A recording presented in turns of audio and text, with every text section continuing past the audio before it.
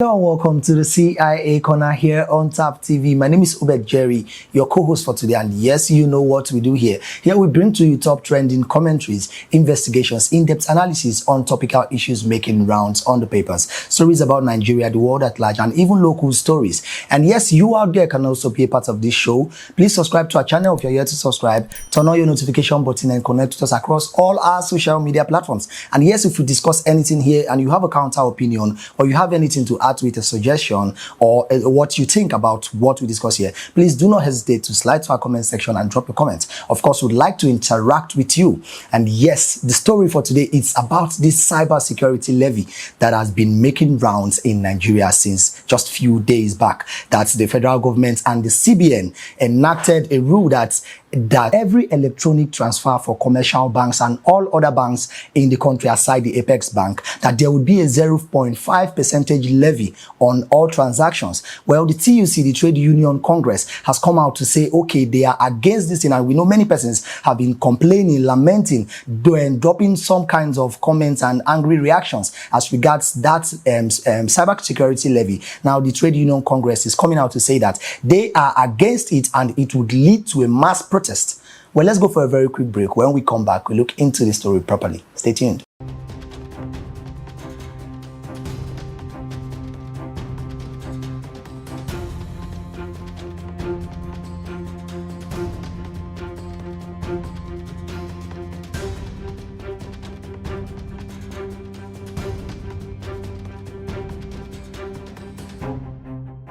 Alright, welcome back from that very quick break. Due to the fraudulent activities going on in the country, and you know how other countries are seeing Nigerians as fraudulent people, even when some persons are not indulging in this fraudulent activity, especially as regards bank and wire transfers. So the CBN is complaining that they have lost, even in our local Nigerian activities, that they've lost over 80 billion naira in the span of 3 to 4 years since. 3 to 4 years time, they've lost over 80 billion naira. So they are saying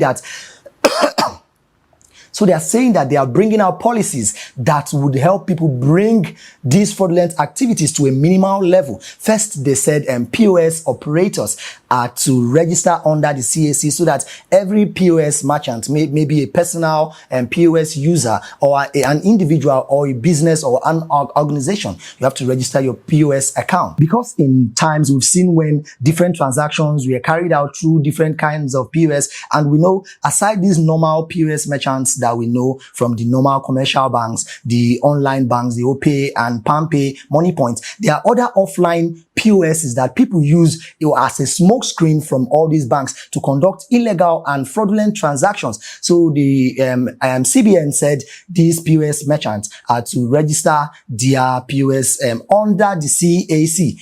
And so that anybody that does any transactions that is fraudulent, they can be brought to book easily. People in the streets, people in different organizations, personal users of POS are complaining, lamenting, and it's bringing rumples around the country. And then the CBN came out on May 6th to announce again that these bank users, commercial banks, that for every transaction, there would be a 0.5% levy. Let's say if you're transacting like 100,000 naira, you'll be having 500,000 naira levy deducted, electronic charge deducted from that amount for the transaction that you made. And you know, this is aside the normal bank charges that you do get. If you transfer from one bank to another commercial bank, you'll be charged a minimal amount of like 20 to 50 to 70 naira, depending on the amount that you want to transfer. Now the TUC is joining head with other persons that have been complaining, lamenting that they were saying that this is a fraudulent act. This is not supposed to come out now. This is a way to embezzle money from Nigerians. Just yesterday, the person of Festus Osifo, Comrade Festus Osifo, was saying that this is fraudulent, that he would not accept, the Trade Union Congress would not accept, and all other congresses in Nigeria would come out to speak out for their people because they are going through so much rumpus at the moment in this country. This is not the right time for them to bring up such issues, that they would go for a protest that would bring Nigeria to a standstill and it will affect our economy. But come to think of it, it is true that it would affect our economy if the TUC goes on a break. Now they are coming to say they would protest, they would go around, they will urge more persons, more Nigerians, and we know Nigerians are very calm people. So there's been a lot that Nigerians are going through that they will not take this, and the TUC said they will not take it, that they will come out to the street, they will hit the streets, and they would spite a protest that would bring a mass protest that would shut down our economy. We know that the trade union has people that work under different organizations, different parastatals, and different sectors in the country, of which, if they embark on this strike, definitely our economy will be brought to a standstill. Now let's look at this cybersecurity levy from one angle, one perspective. Would see that it is a very good thing for them to want to stop fraudulent acts. And we know that fraudulent acts and like corruption, it's not something that will be stopped entirely, but it can be minimized, brought to a minimal level in a way that they curb it, and few persons will be indulging in this act rather than a high number of people indulging in it. But let's look at the timing at which they are doing this thing. This is very wrong at this moment. It is wrong in all ramifications, except that it is a good head start. Coming out to this point when to get money in Nigeria is hard, to trade in Nigeria is hard, to feed in Nigeria is hard, to move around in Nigeria is still hard.